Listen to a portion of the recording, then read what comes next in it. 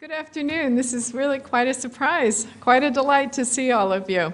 My name is Lynn Cooper, and on behalf of the Department of Psychology, I'm delighted to welcome you to the first lecture of the second annual Distinguished Lecture Series in Psychology. As I said, I really do want to thank all of you for coming out today. It's really gratifying to see such a huge crowd. It surpasses our expectations, needless to say. This year's Distinguished Lecture Series focuses on a topic of deep meaning and significance to all of us. As this quote by the Dalai Lama illustrates, social relationships, and especially close relationships, are central to our well-being. Philosophers and scientists, writers and poets, artists, songwriters, all of us at one point in time or another have attempted to unravel or understand the mysteries of love, of sexual attraction, of caring and commitment, of jealousy, betrayal, and loss. Although the essence of these deeply human experiences will not be easily or perhaps ever completely revealed, psychology has made important inroads into understanding their nature. Over the coming year, we'll hear 6 distinguished speakers, each of whom brings a unique perspective to the understanding of this topic. It is our hope that you will join us each and every time. We may have to look for a bigger venue. And that together we'll learn some of what contemporary psychological science has to teach us about this most fundamental aspect of our humanity. Before moving on to the important topic of the day, however, I do want to acknowledge some of our sponsors and donors. We have a number of different departments across campus that have donated generously of their money and time. We have donations from several distinguished lecture series funds, and I want to give a special thanks to the members of the committee, Steve Hackley, Wendy Slutsky, Todd Shackman, and Christy Van Morrell together have worked very hard on this both last year and this year. All of the graphics and promotional materials were designed by Melody Galen in the Dean's office. Kelly Davis, who is greeting you as you came up out front, is the administrative assistant to the series, and she's done everything that nobody else wanted to do or could do, and there was a lot of those things. And finally, to Ann Betancourt, who's the chair of psychological sciences. Next, it is my distinct privilege and pleasure to introduce to you our speaker today, Dr. Phil Shaver. Phil received his PhD at the University of Michigan in 1970, where he worked with the late Bob Zients. That's right. Okay. I forgot to check. He took his first faculty position at Columbia University in 1971 and has since been on the faculty at NYU, the University of Denver, the State University of New York at Buffalo, which is where Phil and I met, and is now at the University of California in Davis. Phil has published over 200 books, chapters, and articles on a wide range of topics, including creativity, problem-solving, social facilitation, self-awareness, fear of success, emotion, loneliness, the psychology of religion, eyewitness testimony, jury selection, gender roles, et cetera, et cetera. However, all of this really serves as a backdrop to what Phil is best known for, his theoretical and empirical contributions to the study of adult attachment.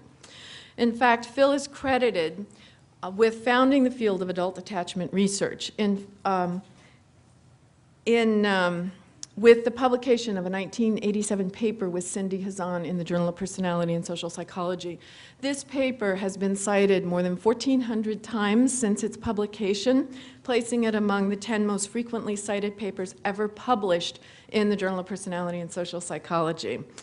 Phil has served as president of the International Association for Relationship Research and was honored by them in 2002 with a Lifetime Career Award for contributions to the scientific study of close relationships. In 2004, he was appointed Distinguished Research Professor by the UC Regents, which is the highest honor bestowed on a faculty member for scholarly accomplishments in the UC system. These honorifics come as no surprise to those of us who know Phil. He's legendary for his work ethic, his productivity, and his willingness to share his time, his expertise, and his wisdom, particularly with students and junior colleagues. I count myself among the lucky many who have had the privilege of working with him and of benefiting from his generosity. Without further ado, I'd like to turn the program over to Phil Shaver.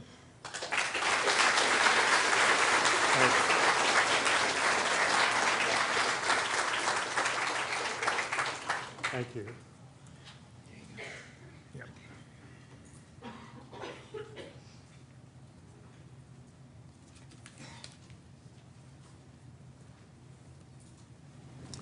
Good. I have to check. Yeah, good. I hear myself coming out of speakers, so the microphone is working.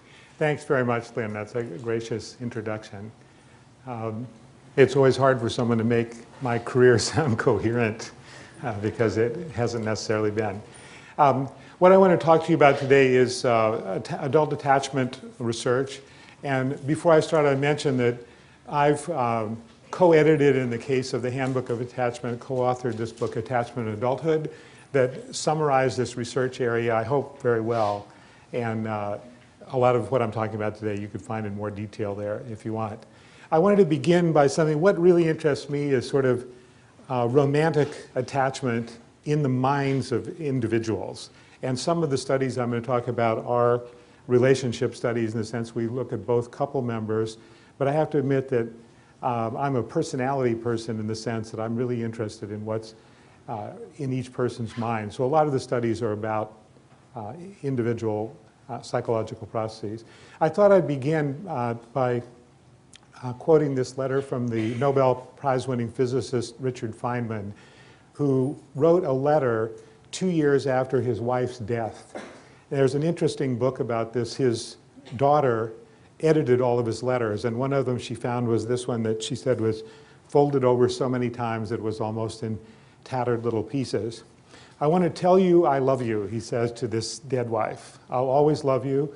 I find it hard to understand what it means to love you after you're dead, but I still want to comfort you and take care of you. That's one of the reasons I'm reading this. And I want you to love me and take care of me.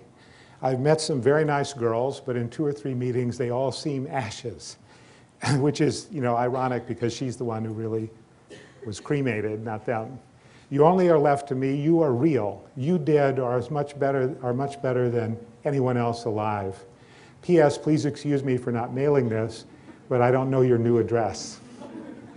And since I'm going to talk about attachment, caregiving, and sex, I want to mention many of the other letters that they exchanged when they were alive have the sexual component of the relationship. But here you see something that attachment theorists have been interested in from the original John Bowlby on, and that is how a relationship is represented in a person's mind, that it's about caregiving and receiving care. And grieving is partly a matter of somehow dealing with those remaining feelings from that lasting attachment. So the theory, attachment theory, was created originally by John Bowlby. This is a picture fairly late in his life. He published a series of 3 books called Attachment and Loss, volumes 1, 2, and 3.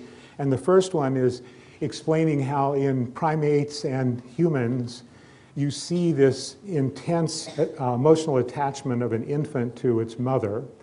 And he was interested in that as a psychoanalyst. He was trained as a psychoanalyst. And in the first volume, he explains attachment as a biological system. And in the second volume, he talks about separation anxiety and separation phenomena, mostly in the mother-child realm. And in the third volume, he talks about grieving and loss, that topic I just mentioned. He published other books. This book, A Secure Base, talks about his clinical applications of the theory and the research it generated. He was lucky, compared to other British psychoanalysts of his time, which is like right after World War II. He hooked up with Mary Ainsworth, who was trained as an American, North American, her PhD is from University of Toronto in Canada. He teamed up with her, and she invented a famous procedure called the strange situation. These are some pictures from the early strange situation. It was before digital cameras or before color photography and things like that. And the idea was to look at 1-year-olds and their mothers in a novel situation where a script was followed that had a stranger come in and the mother leave and then the stranger leave and things like that. So the kid is increasingly stressed for 3-minute segments until eventually the mother comes back And you get to see what kind of relationship they have when the child has been upset and then sees that the mother's returned. And at the same time she was doing this, Harry Harlow, a famous researcher at the University of Wisconsin, was studying what everyone who's taken a psychology course knows of as the cloth mother experiment. He tried to create a minimal mother that might have these security-inducing effects on an infant monkey.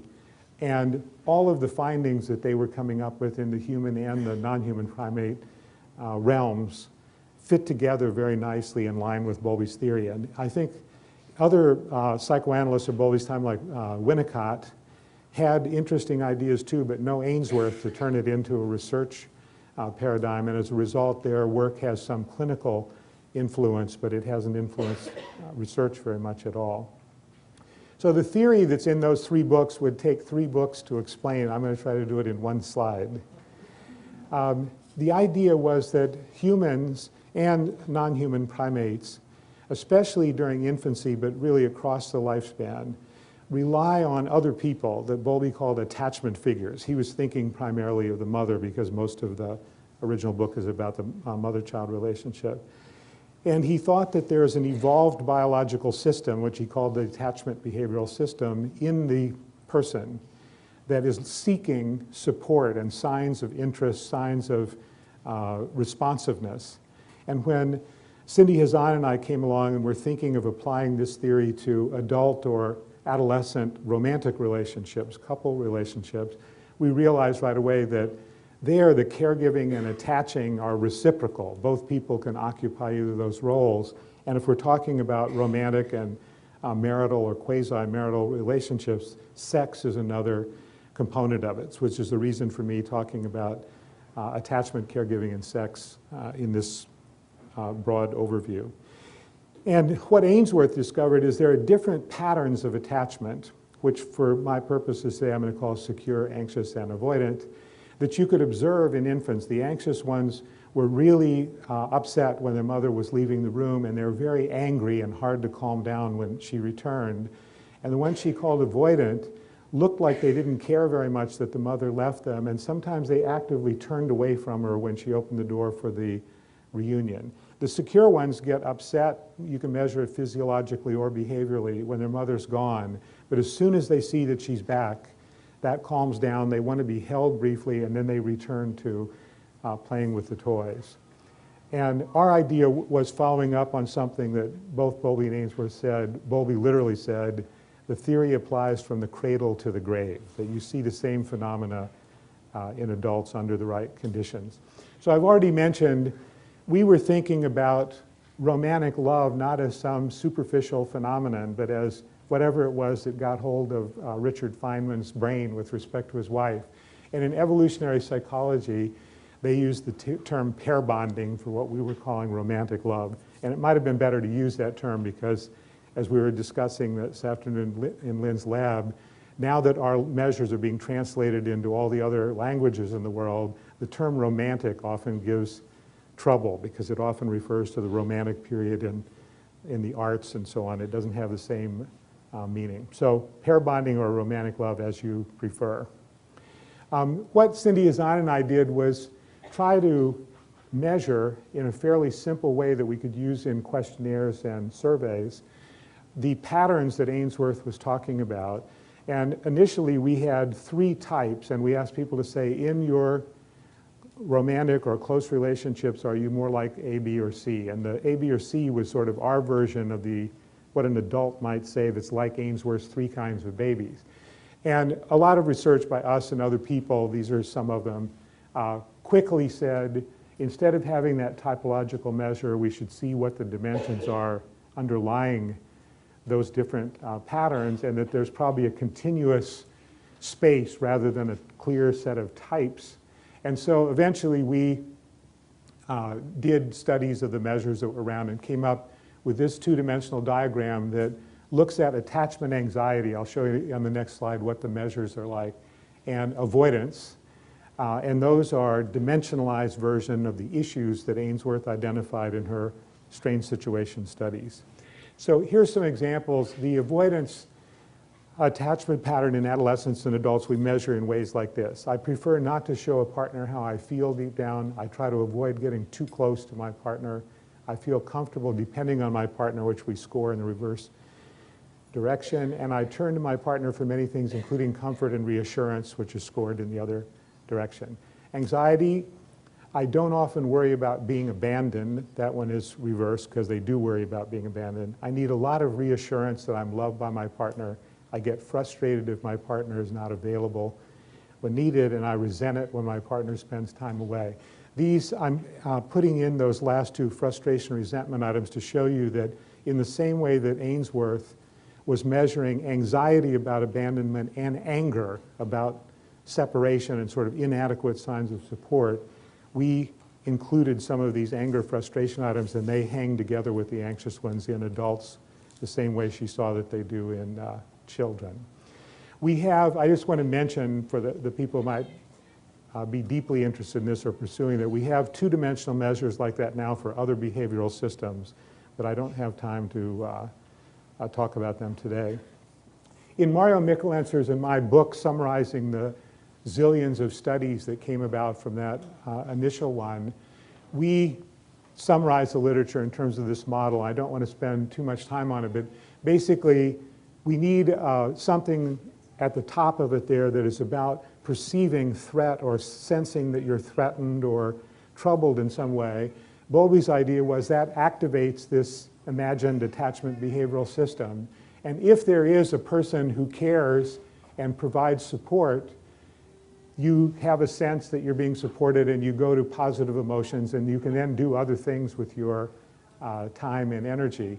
If the answer is no, that you don't feel adequately or reliably supported, it usually compounds the distress, and it forces a kind of decision that I don't mean to be a conscious decision, because in a one-year-old it can't be a very complicated decision. But the decision is either to deactivate those natural closeness-seeking tendencies, that's what we think the avoidant people do, or hyperactivate those tendencies, which is what we think the anxious people do. And one of the things the research shows is that people who have this anxious attachment pattern are more sensitive to threats. They find more things threatening, and they're more concerned all the time with whether their partner, if I'm thinking of a couple relationship, is there for them or not. And the avoidant ones, the deactivated ones, try not to perceive things as threats, so they don't have to rely on anyone else. And they try not to think about whether an attachment figure is available to them. And a lot of the studies that I'm going to describe in detail are about that model. So the first issue in the model is about the idea Bowlby had of activating the attachment system. And when you look at Ainsworth's research and the hundreds of studies that have grown out of it, what you see is that when anything a little bit scary or unexpected happens, the one-year-old turns attention to mother, parent, caregiver, whoever that person is in the strain situation. And if they're very activated, they drop whatever they're doing and go over to be picked up and comforted. And because you can see that behaviorally, you don't have to do anything tricky to find out what's in the child's mind. In the case of adults, especially adults in our social psychology laboratories, we mainly have to assess what's going on in their minds, because you don't necessarily see it behaviorally. We don't have their partner there in every study, and we want to know if their mind does what Ainsworth observed the baby's behavior doing. So one of the kinds of studies we've done is that it turns out that if you subliminally present threatening words to a person in front of a computer screen like this one, and ask them then, when things come on the screen, to say whether what's on the screen is a word or not, presenting unconscious threats causes the words love, hug, secure, close, and other words related to this attachment security issue to become more available automatically. And you can measure that by how quickly they see that it's a word. Another way of doing it is with a Stroop color naming task, where the word appears on the computer screen in color, and the subject has to say what color it's printed in by pressing, say, one of 4 color buttons. And it turns out that if something's active in the person's mind, even unconsciously, it takes them longer to see what color it's in because the meaning of it sort of knocks out the color response momentarily. And so what we know from that kind of study is that the more secure people, by which I mean for our purposes today, the ones who score low on the anxiety and avoidance dimension, they activate those positive love and security kind of words automatically, but not their negative opposites, lonely, abandoned, rejected, unloved, and things like that. The ones who score high on the anxious attachment scale are sensitive to the positive and negative attachment words, indicating that when they turn their minds automatically to this attachment issue, they have these threats of abandonment and separation represented mentally as part of the network of attachment-related concepts. And the people who are avoidant, according to that measure I showed you, look like the secure ones unless you give them another cognitive task like remembering a 7-digit number that's on the screen. And then they look like the anxious ones, suggesting that they're using some cognitive frontal lobe capacities to hold that negative stuff out of mind. And if you occupy some of that capacity, then they show the kind of insecurity. So this is one of many signs that anxious attachment is related to visible, expressed desperation at the extreme. And the avoidant pattern is related to suppressing a lot of those same issues at some cognitive cost. So this I'm just showing you as an example. This is really bigger than it is in real life, but just so you can see there's some fixation point that we asked the study participant to look at. He has a little response button that he can indicate either colors or whether something is a word or not. Something comes in at 22 to 24 milliseconds. The time that the subliminal stimulus is exposed has to be adjusted to the computer's refresh rate. And so it varies a little bit, but it's very short. You have no conscious sense at all of what's presented there. So we've presented words like death, failure, illness, and separation across a number of studies, and the person doesn't see that. What they see is some set of letters on the screen that they have to either say what color it's printed in or they have to say whether it's a word or not. And there are words, and then there are non-words that in some studies we've had the words scrambled because some reviewers of our papers say, how do you know the non-words and the words don't have different angles and other kinds of things that concern cognitive psychologists. So sometimes we've used just scrambled letters that don't form a word. And it's interesting because they work the same way generally, but there are some signs sometimes that the scrambled word has activated something weaker, but like the word, indicating that the mind can flip the things around and still see the word at some level. So another thing I wanted to mention is that it isn't just that these attachment security issues become activated automatically when a person's threatened, but the theory is saying the mind should turn, as the baby's attention does toward mother, if that's who's in the strain situation. It should be in our adult minds that what's getting activated isn't just the issues, but is some kind of mental representation of the people that we could rely on to take care of us or give support. So in a whole lot of studies, we have tried to find out who those people are for each of our research subjects. And we do it with a questionnaire that asks who they would turn to if they found out they had cancer, were losing their job, were having one serious problem or another. And we take the name of the person that most frequently be called on. For college students, it's usually boyfriend, girlfriend, mother, or a sibling. But there are differences. As a, I hope, fully participating father of two 13-year-olds, it's always distressing to me that our students at UC Davis don't see father as often, the person that they would call first. So we know who the people are, we know what their names are. And so we did the same kind of thing we did with the attachment words, but we did them with names and scrambled names and names of people that we know are not among the person's attachment figures. And when you do that, you see that if a threat word comes in unconsciously, they're faster to see that their mother's name is a word, on average. I'm sure there's some people with problems with their mother who don't do that. But on average, that's more mentally available. And another thing we found is that the attachment anxiety scale is related to quickly perceiving the names of their attachment figures, whether we threaten them or not. We have control conditions where the unconscious word is something neutral like table, and they're still active to those people's names, suggesting that they have some aspect of the attachment issues up and running almost all the time. And the avoidant ones do one strange thing, which is when the threat word is separation, it takes them longer to recognize that their mother's name is a word. And the more avoidant they are, the longer it takes them, suggesting that something about the suppressive pattern that I described for avoidance may be related to issues of the way separations were handled or experienced.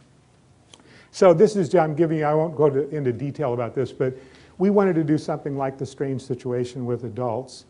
And so we ran a study a number of years ago in the Sacramento airport, because we'd all noticed that you see these attachment phenomena, hugging, squeezing, crying, all that kinds of things when people are separated.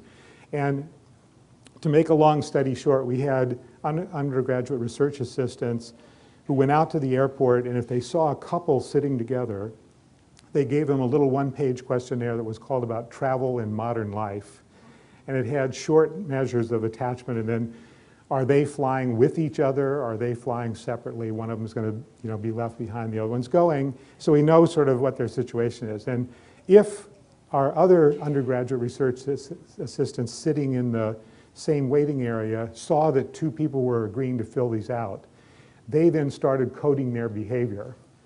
And only when the people, somebody got on the flight, either they both got on or one got on and the other was left behind, could you know, watching them, what's going on. But we observed this whole bunch of couples. These are some facts about them. Some of them who were destined to separate right there and some of them not. And we coded these kinds of things. I just want to show you. In Ainsworth's situation, the baby's behavior is coded for where they're looking, who are they moving toward, are they crying, are they playing with the toys constructively, and things like that. We looked for brief hugs, kissing, eye-to-eye contact, crying.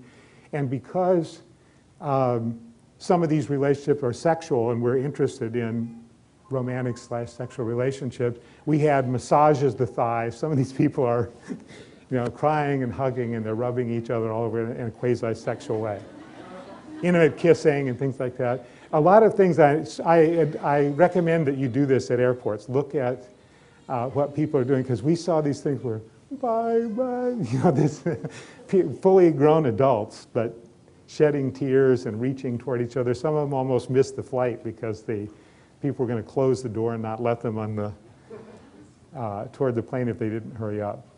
On the other hand, you get some avoidant behaviors like sitting with that person and watching CNN or sports on TV and things and not interacting with them very much at all.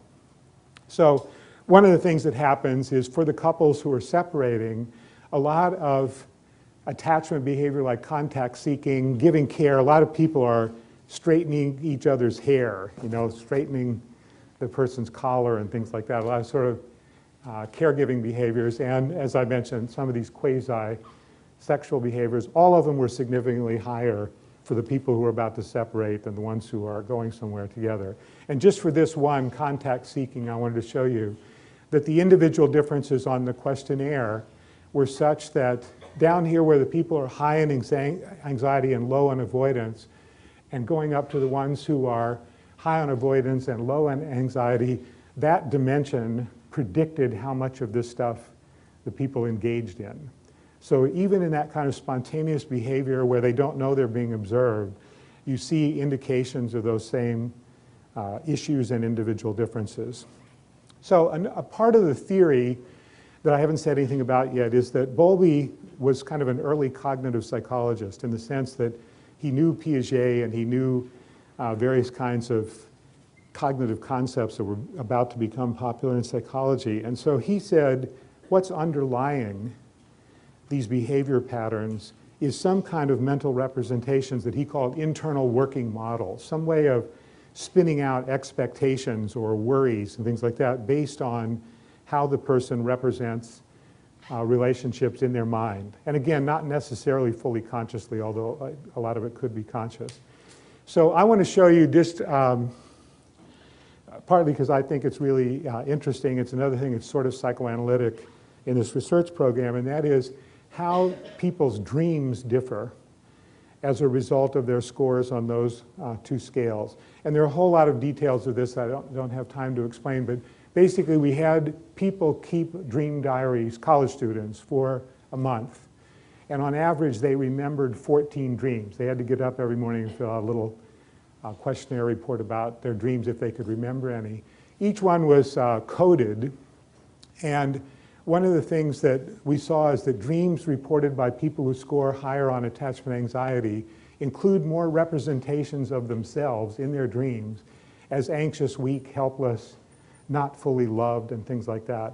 And the avoidant ones were associated with representing themselves as sort of cold toward others or angry at others, more distant, uncooperative. So in other words, their dreams generally reflect everything else that we found out about them by different kinds of studies. So when they're spontaneously generating mental processes while they're asleep, they're generating ones that are sort of characteristic of their attachment pattern. So I'm going to give you an example of each one, just so you know what I'm talking about. This is a secure college student woman.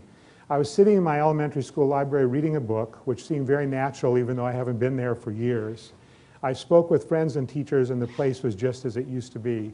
The principal came in and started yelling at us, saying we were barbaric children. At first I thought we might have been noisy and deserved this rebuke, but I told him that despite whatever bad behavior we engaged in, we didn't deserve such treatment, and he'd overlooked my many good qualities. Despite being a little girl, I had enough self-confidence to tell him he was wrong.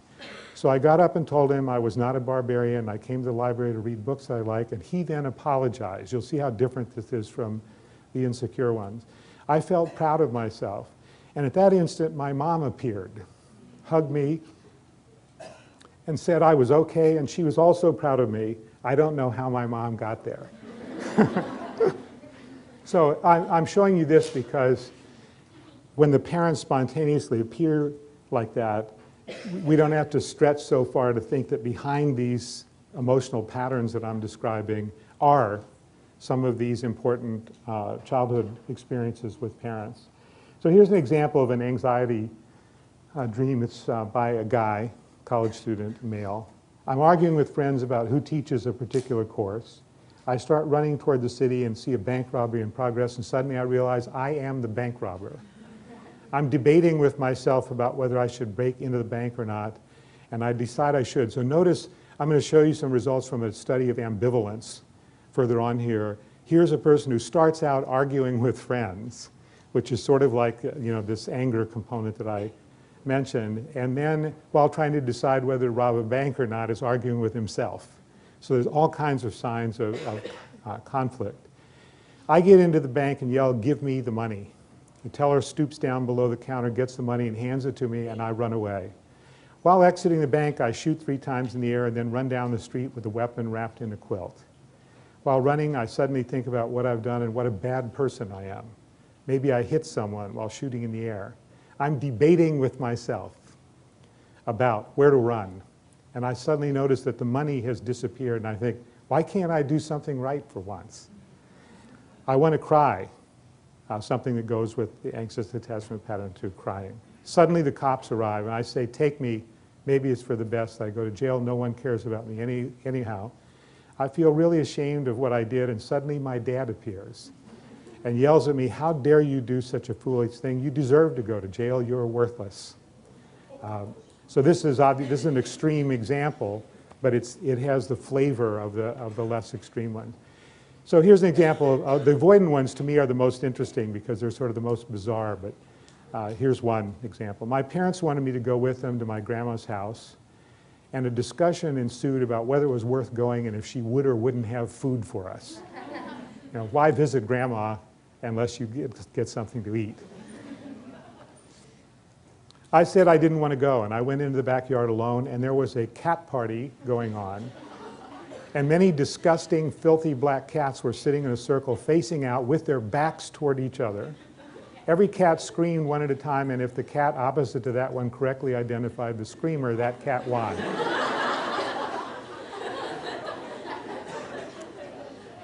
I sat in the corner with my computer and was afraid to move. And I thought, why didn't they run away when they saw me? And I realized that because there were so many of them, they knew they had power over me and could easily wipe me out.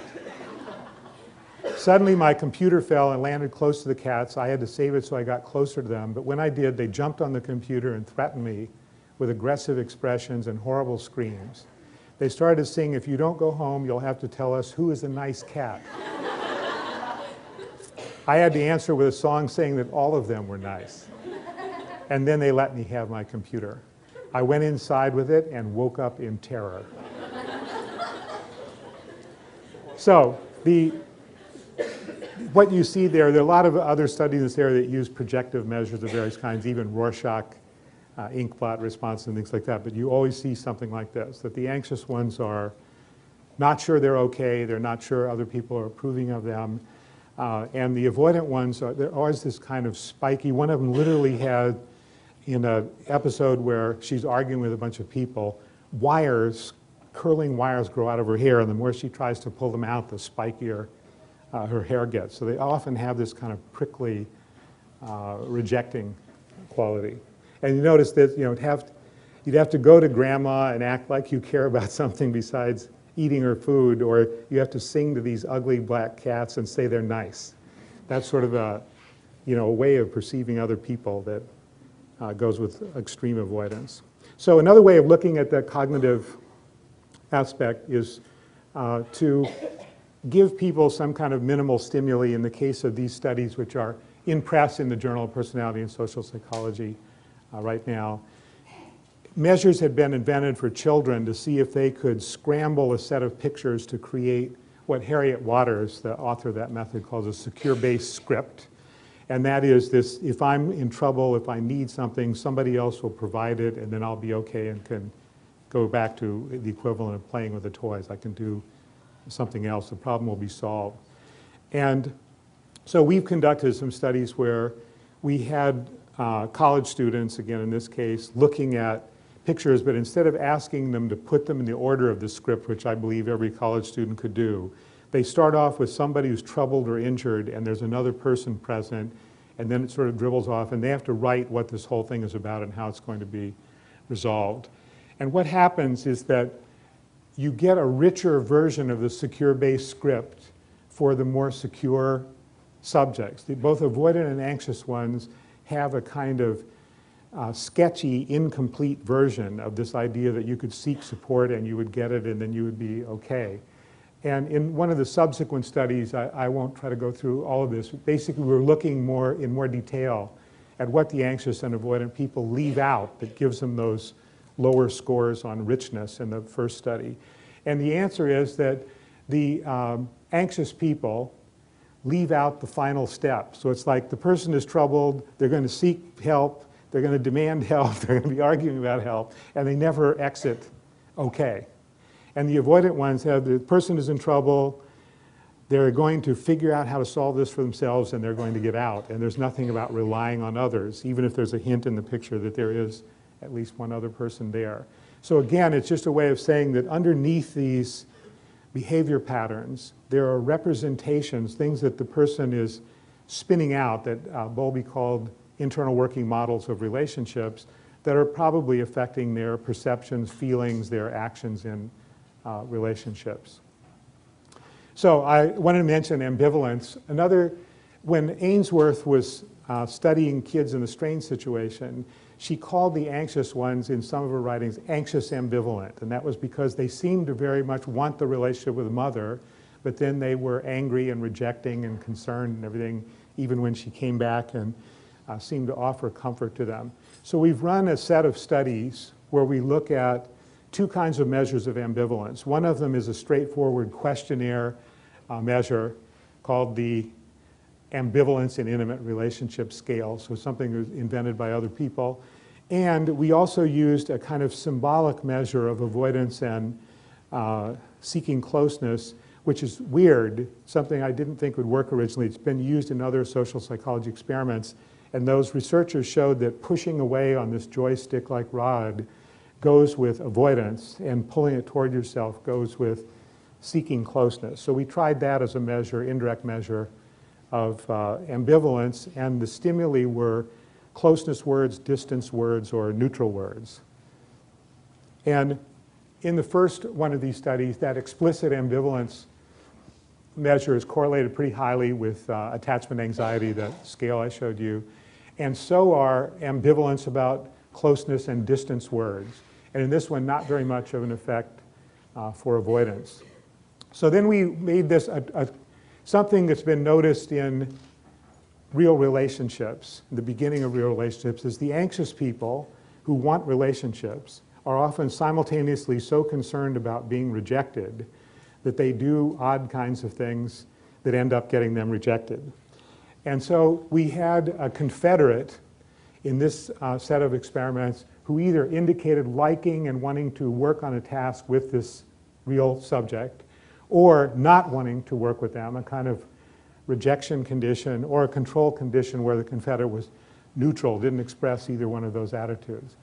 And what you see there is that following that manipulation, the attachment anxiety is related to ambivalence about closeness words, and there's an interaction. I don't have time to explain statistics for the non-statistics people here, but it means that anxiety and that condition interact so that the people are especially, the anxious people are especially ambivalent if the other person indicated they'll like them or they won't like them. And it doesn't happen when the person is neutral about them, suggesting that the ambivalence is being played out where a relationship is possible and they're uncertain about whether it be rewarding to them or not. And here I'll just mention that on the distance words, we also got a strange interaction like the one in the subliminal separation stimulus study that I mentioned, that more avoidant people showed more ambivalence, and this is the only place in the study where they do. They showed more ambivalence to these distance words, again suggesting that part of their problem must have to do with protecting themselves against certain kinds of feelings about separation and distance. I'll skip that so I can speed up. Another issue, a lot of the research on the kids was about emotion regulation because it seems like children learn their pattern of effective or ineffective emotion regulation in those early relationships with caregivers. And so we've done a whole bunch of things. I just want to show you a couple of examples. Avoidant people, I've indicated now, inhibit or try not to experience feelings of being vulnerable or needing anyone else. And in one kind of study we did, we had people think about a relationship breakup, and then we asked them not to think about it. And previous research by Dan Wegner and people following Wegner have shown that after asking someone to suppress something, typically there's a rebound of availability, and that's supposed to be because while you're suppressing it, you have to sort of remember at some level what you're trying to suppress. And what happens if you don't do anything else is the avoidant people don't show that rebound effect. So we've asked them to think about a negative breakup experience, then to stop thinking about it, and it looks like they stop thinking about it. But if we add a cognitive load, if we have them remember a 7-digit number on the screen, their level then bounces up and they do show that kind of rebound effect, again suggesting that they care about these things and they're working not to experience them. We also had asked these people in that study a month before to say what their positive traits are, their positive qualities, and what their negative qualities are. And an interesting thing that happens is when the avoidant people are effectively suppressing the breakup thoughts and their own negative traits, they are sensitive to their words indicating their positive traits. So it suggests that part of their defensive process is to sort of puff themselves up psychologically. When we put the cognitive load on, remembering the 7-digit number, then the lost words become available in their minds too, even though before they were trying to suppress them, and their negative traits measured a month before they're sensitive to those in this task, suggesting that what they're holding down is a set of negative relationship experiences and negative qualities of themselves judged by them. So I'm trying to suggest some of the psychodynamic processes underlying it. a more realistic, we wanted to see if, instead of just in the lab where we put this kind of artificial cognitive load on them, what about a situation where avoiding something isn't possible?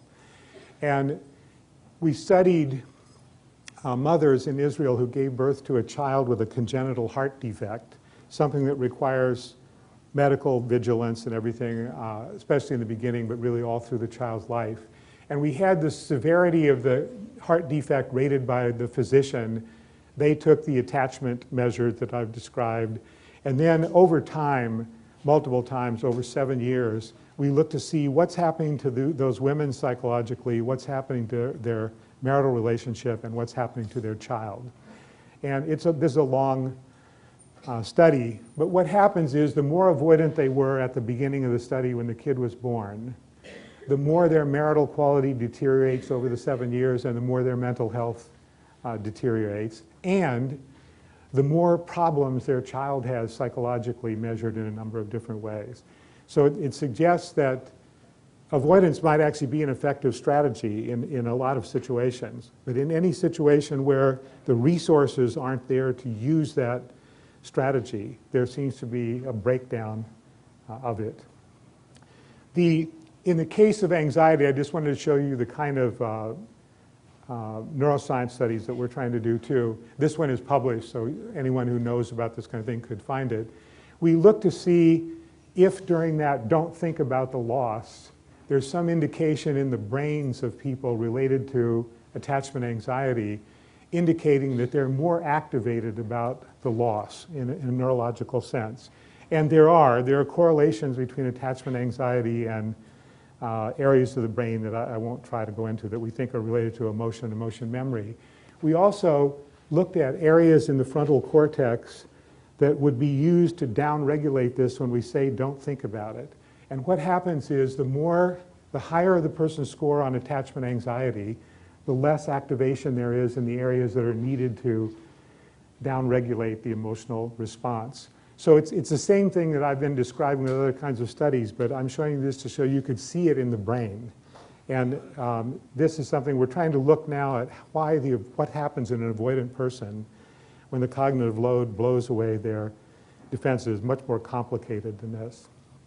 After doing those negative priming studies, we realized that we probably could do the same thing on the positive side.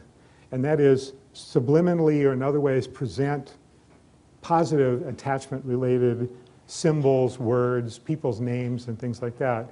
And so we've done a whole bunch of things. This is now called security priming in the literature, where we present pictures of people in a good relationship or words related to love and security, like the ones that we know become active when we threaten them, subliminal names of people that are identified in the questionnaire I mentioned as their attachment figures, guided imagery about security, and visualization of faces of their security providing attachment figures.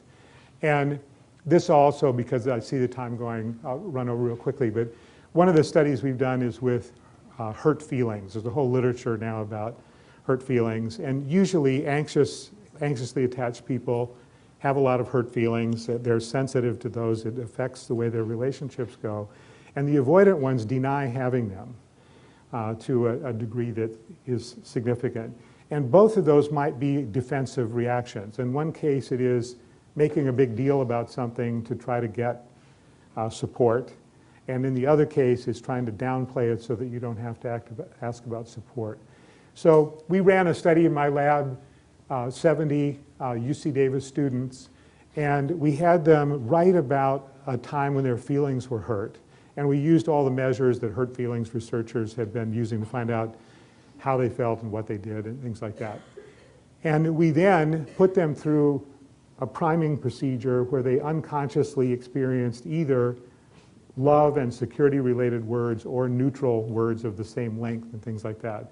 And the reason I'm telling you this is it worked, to my amazement, it worked the way we were thinking it should if it would work. And that is the anxious people, we then asked them, if something like this happened again, how would they feel, how would they respond, and things like that.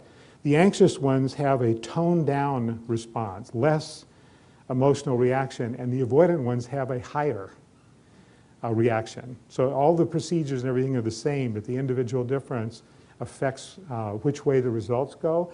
And the avoidants even said they would be more likely to cry and things like that. It was sort of a surprising result to me for something so simple. So it's a hint.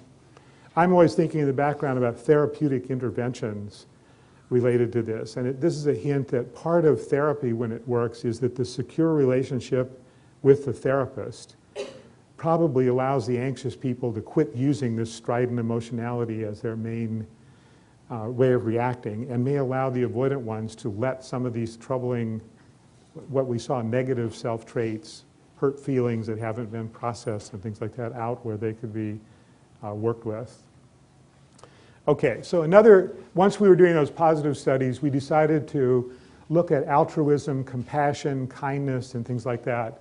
And to make a very long story short, we published a paper showing that people become less ethnocentric and less intolerant of out-group members when they've had subliminal security primes, suggesting that part of racism and hostility and things like that is defensive.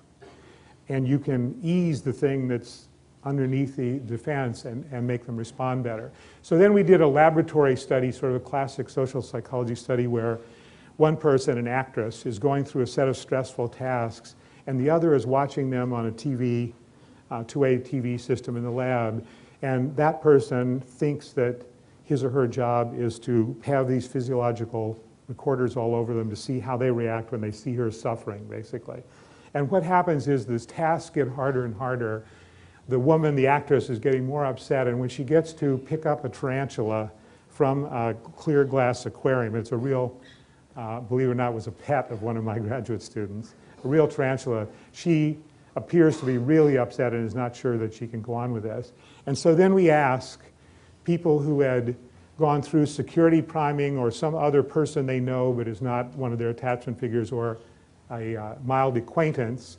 And what happens is the security priming, even though it's unconscious, makes them much more willing. More of them are willing to take her place and pick up the tarantula as a result of feeling more secure, evidently, from that manipulation. I should have mentioned all along, but I put on just one slide about this. Even where we get those experimental effects, we also still get individual difference effects. And in that tarantula study, avoidant attachment was related, just a questionnaire measure, related to feeling less compassionate toward this woman who was getting upset. They said they were less willing to help, and when we finally asked them if they would take her place, they're less willing to help. Anxiety was related only to feeling personally distressed by watching somebody else suffer. Now, they're getting upset, watching somebody being upset, but it didn't make them more or less likely to help. And we have a bunch of other studies now, sort of more real-world studies about that, that the anxious person thinks they're empathic, and by empathic they mean that they are suffering when they see someone else suffering. But it doesn't it's not what Buddhists call effective compassion, that it leads you to take helpful action, which is another kind of issue I think in a lot of close relationships comes up. I see it, thanks. There are a lot of studies now, really interesting ones I think, showing that the same thing happens in couple relationships. So we did a study of dating couples and we just arbitrarily, randomly decided we would call one of them the attachment figure and the other one the person attached to them so that we could measure these two separate roles. And we looked at the one designated the attachment figure behaviorally in some videotaped tasks that were about accurately perceiving emotions in general on a psychological test of perceiving emotions, but also with their partner in an interaction situation. And then we watched what happens with their relationship and their attachment anxiety and avoidance over time. And what happens over time is that the ones who were lucky enough to have this security providing partner that we measured behaviorally, their attachment anxiety in that relationship goes down over time.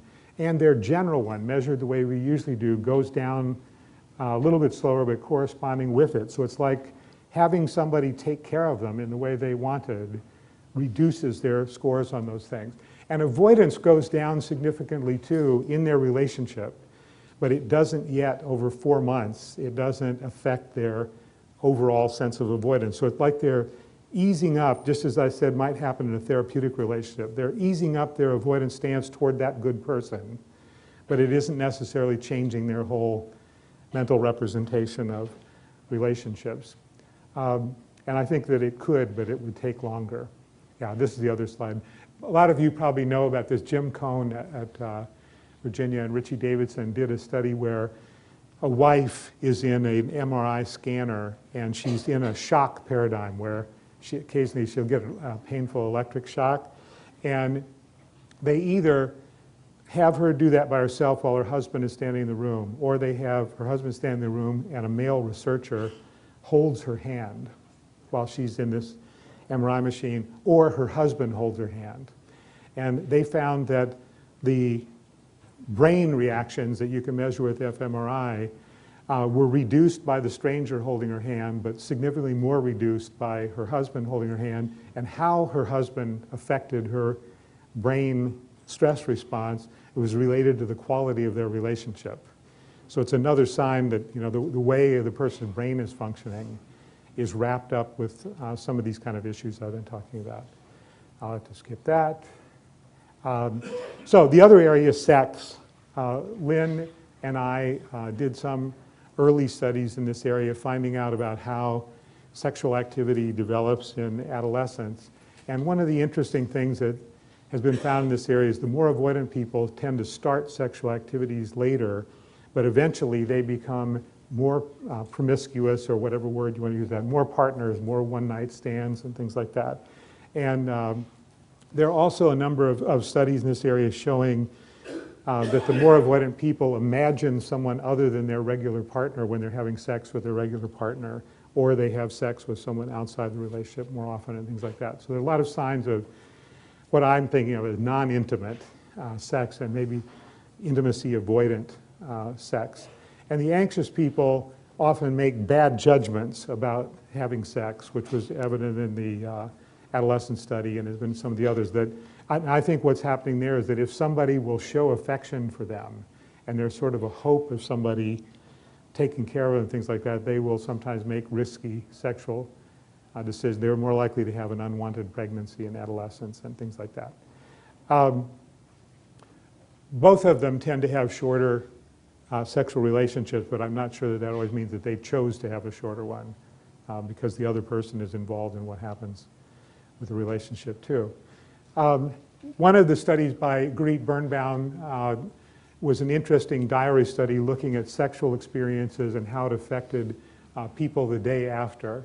And attachment anxiety amplified the good and bad sense of how sex went in the relationship, and it carried over into the next day, and it affected their relationship the next day.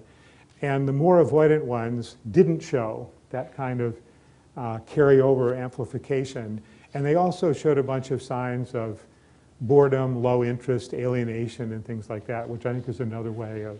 We did a daily diary study of just regular interactions with people, college students again, and typically the avoidant people are less interested, less engaged, they're more bored by their daily interactions. So I think it's a way of not getting pulled in closer to other people. So this, I'll just describe this verbally because I'm about out of time. We have done a number of studies where we try to make the person feel more secure or less secure using various kinds of methods.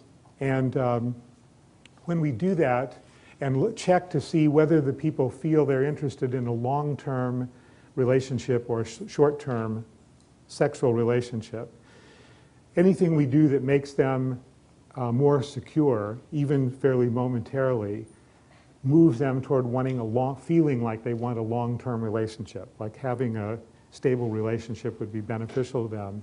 Anything that we do that moves them toward insecurity, and especially avoidance, makes them more interested in the short-term relationship and not the long-term relationship. So it's another indication. People are making decisions in relationship contexts that are sort of related to these dynamics. Another thing that we've done is just have people, couples, keep sexual diaries, fill out, measure about sexual motives and so on. And this particular one by Audrey Brassard, who's a French-Canadian, was a survey of fairly representative sample of 273 French couples. In French Canada, a lot of them are cohabiting even though they have children together and are not, but they're not married. And the measures, our measures were translated into French and so on. And we found a lot of agreement between the couple members about what they're doing even though they were measured independently. And avoidant attachment was related to two strategies, as in the other study, for limiting sexual intimacy. Avoidance of sexual encounters, actually not having sex as often with their partner, something the partner confirmed, and not having sexual fantasies about their partner, which was significant only for women. So I don't know whether that's a comment on the way the relationship's going or whether it's actually another one of these avoidant ways of not being overly wrapped up mentally with the partner. And anxious attachment in this study, Lynn, I remember you reporting at conferences have gotten somewhat different results about this, but in that French study, anxious attachment appeared to interfere with intimacy, especially among men. And there are other indications of this in other studies that sometimes that anxiety makes them too demanding. They want reciprocation, and in the worst cases, it leads to violence. In most of the studies about couple violence, the anxiety dimension is often significantly related to doing that. So the people can get in a situation, maybe especially an avoidant and anxious one, where the dynamic can lead the anxious person to be really upset. So pretty much on time, although I've been racing. The theta theory has provided a broad framework for studying couple relationships and the conscious and unconscious psychological processes that go on in those relationships, way beyond what we ever expected. When we did the initial study, we thought probably this set of ideas about babies will not work well here. And year after year, they've continued to, the whole thing has branched out into all these different issues and methods in a way that is really surprising. We're now doing studies that are about group processes in corporate and military settings and things like that that are not about sexual relationships, but about working relationships, and the same kind of dynamics seem to occur there. So I'm still encouraged to think about couple relationships in terms of three behavioral systems: attachment, caregiving, and sex. And that's why I was using Feynman's letter that clearly mentioned two of them, and in his other letters had mentioned sex. There are at least these two kinds of insecurity. I haven't said at all the complexities that occur when a person scores high on both anxiety and avoidance. There are a lot of signs that that's the most troubling situation from a mental health point of view. At least those two forms of insecurity play roles in people's lives in many ways, but certainly in their close relationships. Several of our studies now suggest that inducing security, either through a real person, as in that dating couple study, or through artificial means that we've used experimentally, is very beneficial personally and socially. It increases empathy, it increases intergroup tolerance. We know in other studies I didn't have time to mention, it increases forgiveness and gratitude in couple relationships, which are very helpful to relationship quality. And even though a lot of those experiments are kind of abstract and scientific sounding, I think they reveal what kinds of injuries people have in the attachment domain that affect their lives. And some marital therapists, the one I know the best is Susan Johnson, the University of Ottawa, who's a major marital therapy researcher and theorist, now has oriented her whole practice toward what she calls attachment injuries, where there are infidelities, violations where one person didn't support the other in the way the person needed or expected. And she has a lot of interesting procedures about how to deal with the two couple members who are both being very defensive and sort of ease them toward, in some cases, successful reunion or returning to whatever happened before those attachment injuries. So that's it. Thanks.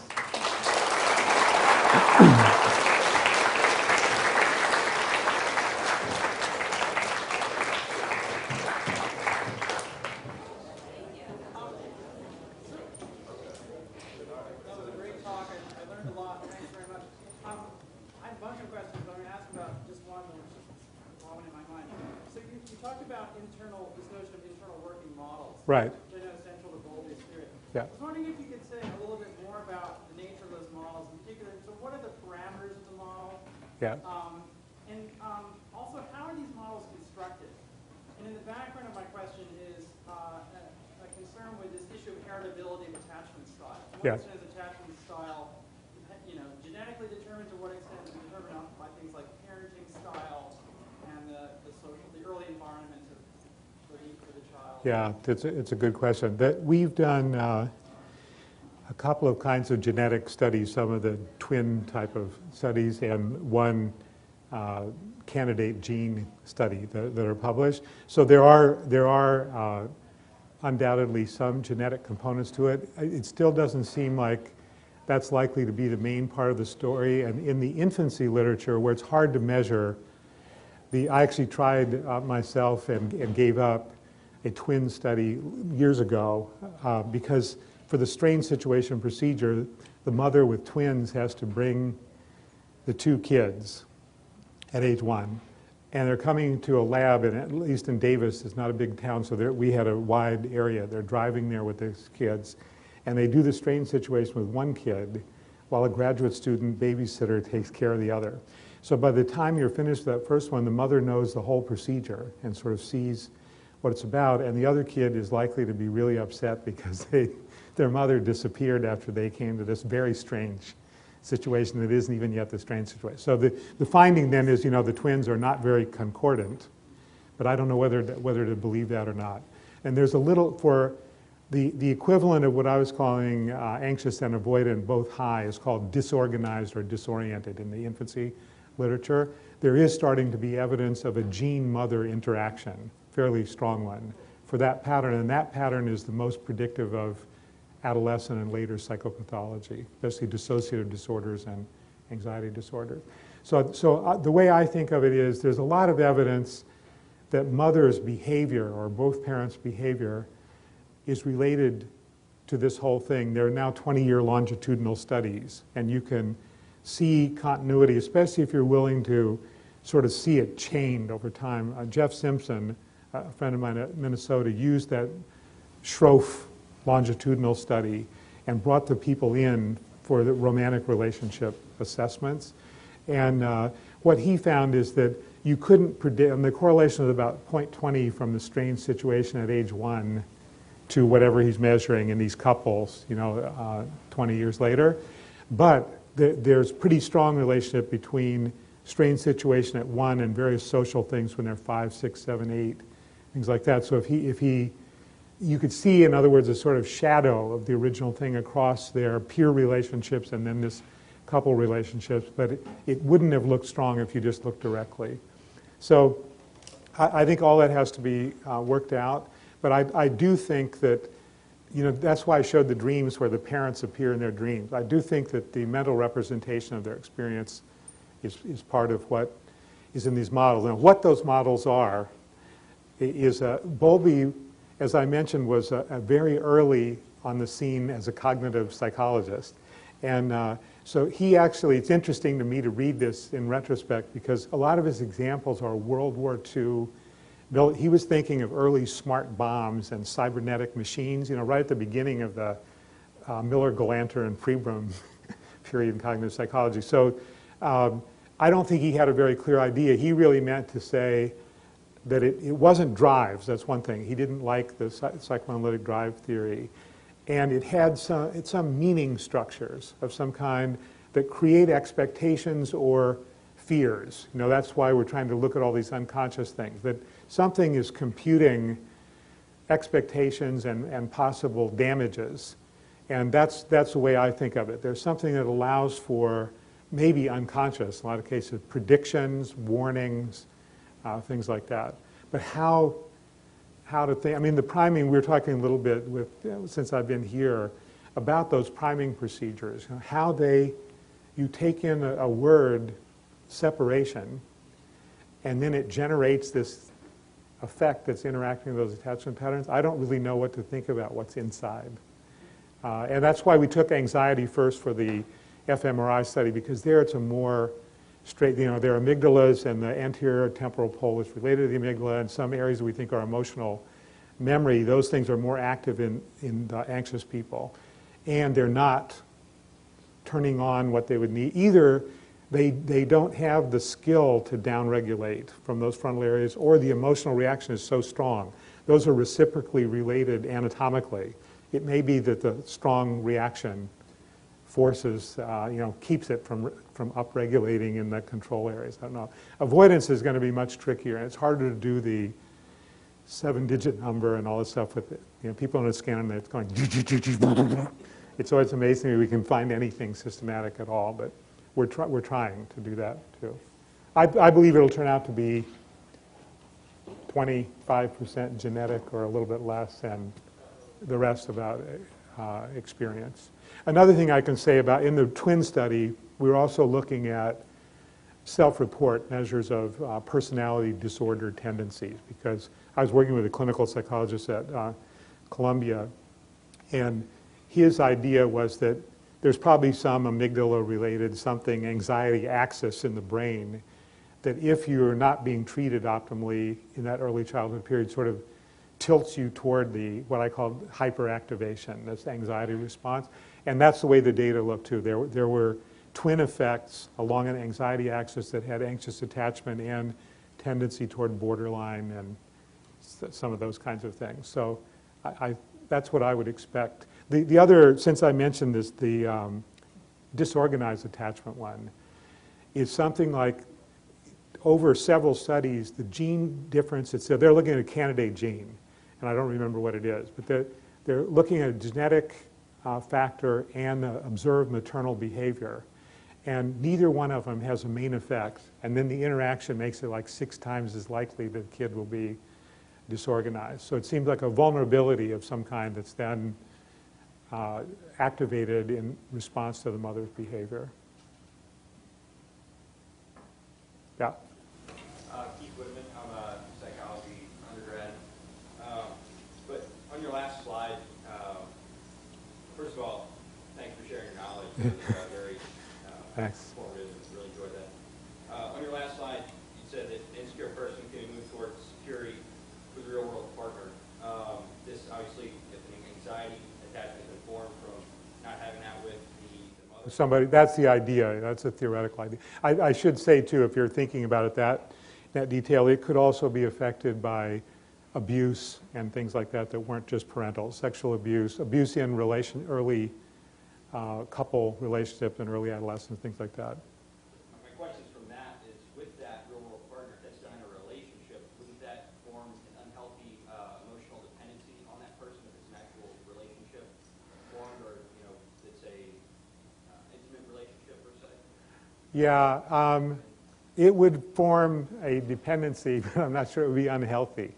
The idea, I didn't convey this at all, but the idea and the theory from those early exploration studies in the strange situation was that the way you develop courage to explore the world and sort of develop skills is relying on that relationship and then becoming stronger yourself. And we have a lot of other studies showing that secure people are less influenced by things that are meant to scare them and things like that, including information about some studies have sort of scary information about their relationship partner. It's borderline unethical studies, but make them think temporarily, and maybe their partner is interested in someone else, things like that. And the secure ones are their responses were like, really? I didn't, but tell me more. It's not that they're panicked or anything like that. So my idea, given that theoretical philosophy really, is that if you had this good relationship partner, which we measured by accurate empathy and sort of ability to support the person while they're talking about problems, is the person in becoming more secure would become stronger in ways that would actually result in autonomy rather than a kind of dysfunctional dependency. But it's a good question. It's a good, when the relationship works, the people are dependent on each other or interdependent anyway. So it would essentially ultimately breed emotional independency and autonomy? Yeah, that's right. If you think of the same thing with a child, all of them are frightened by all the stuff that's unfamiliar, and they're relying. It's surprising to me as a parent how powerful this response. I can't do anything about gut pains or anything either, but they're greatly calm, just the way Cohn found marital couples are in the MRI study. So the sense that you have someone who can take care of your troubles if you get into them is theoretically what allows the person to develop autonomy. And this is now an aside, but it's so interesting. I mean, I can't resist saying that because of those studies where we showed that compassion and altruism increase when the person is made to feel more secure, even unconsciously, I went to one of these scientists meet the Dalai Lama meetings a few years ago, and then came back accidentally in the network of Buddhist psychologists and neuroscientists. And so we've been doing a big meditation study that I won't try to describe. But in the process of that, including talking to the Dalai Lama, I'd read a bunch of books before I went to that meeting, and I saw that a big concept in Buddhism was non-attachment. And so I was going to be in the role of giving a talk like this one about secure attachment, at least as a good thing, you know, and I thought falling into a den of monks who thought that attachment was the problem. And so then we started talking about it, then he said, really that's not true at all. He said, basically non-attachment means not anxious attachment, because they use the metaphor of grasping and clinging and things like that, which is in the attachment literature too. And he said, the most fundamental prayer is, I take refuge in the Buddha, the Dharma, and the Sangha. And he said the Buddha is an image of a wise and secure figure. And the Dharma is the teachings about basically how do you function well emotionally, sort of healthy. And the Sangha is the community of fellow believers. And he said the whole thing is social, and that everyone has a teacher, you know, at least one teacher. And he said during the time I was at his home, he goes out every lunchtime and blesses, you know, like 100 old people who have walked over there to see him and things like that. And he said, to them, I am that figure. So we've developed a measure now. I think this is going to be accepted for publication. We just sent in what I hope is the final revision, but a scale to measure non-attachment. And we used it in studies with the attachment measures and a bunch of other stuff. And what you see is that the people who are engaged in this meditation practice are higher on non-attachment and they're lower on anxious attachment. So the concepts are really, I think, very compatible. And also, the reason I'm mentioning this is that meditation in that Buddhist tradition is something to make you more emotionally resilient and sort of unflappable from threats and stuff. You know, the ultimate sort of, you're going to die. The Dalai Lama said this, you know, you look it in the face, we're all aging, everything is changing, and we're all going to die. And so looking that in the face and then still being kind, engaged in soccer games or whatever people like. So that's the way I think of it. The person getting stronger, they're getting stronger in a way that previous era clinical psychology, I think, called autonomy. They thought you went from whatever Mahler called that, separation and individuation. Individuation is one of those terms. I think it's totally compatible with that you are going to build strengths in the relationship and sometimes go back to rely on it while getting stronger yourself.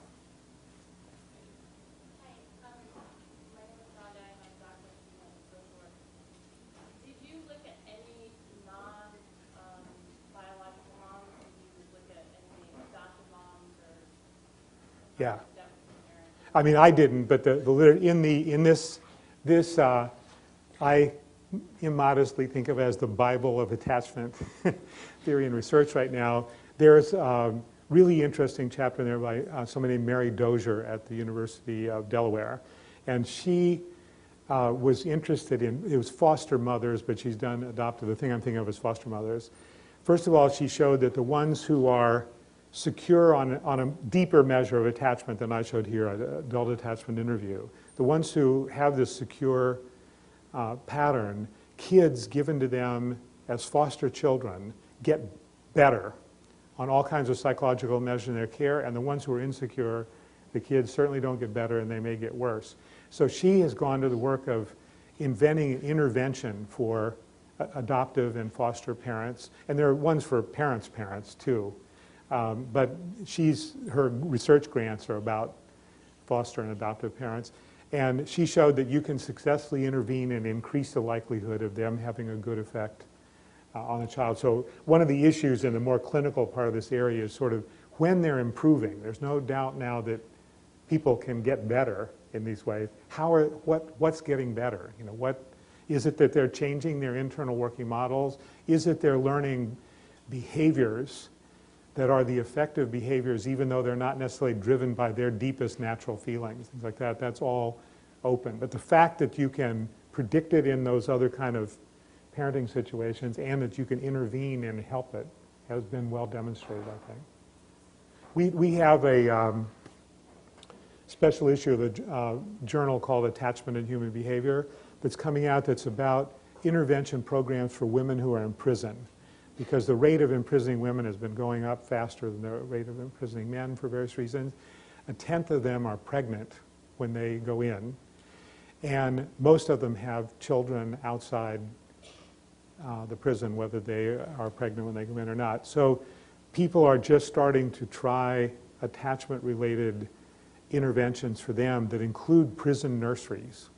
And that's another case where it's very early, but signs of not only the mother functioning better and her kid who's in the prison nursery coming out better, that's, I think, well demonstrated, but also maybe less recidivism, less drug use after going out. So the mother, you know, gets woven into an important relationship context that's functioning better than the previous ones she had, and it might be beneficial for everyone. The reason I got involved in this is I wrote a report on it for the California prison system, and I realized one night, you know, for every person they're putting in prison, which in California is a lot of people, they're generating maybe 2 outside there that are going to be in prison 15 or 20 years from now. So just from a social policy or financial point of view, it's crazy to create all these separations and sort of not do anything to help people get better. Yeah, it's coming out. We just, I don't know how much of a review process it has to go through, but it includes those early studies and some overviews of who are those incarcerated people, what are their histories and stuff like that. Should we take one more quick question? Sure. Okay. Obviously detachment pattern affects emotional relationships. But were there any studies that examined like friendship relationships, and did it affect those kind of relationships? I didn't hear what kind of relationship. Friendship. Oh, yeah.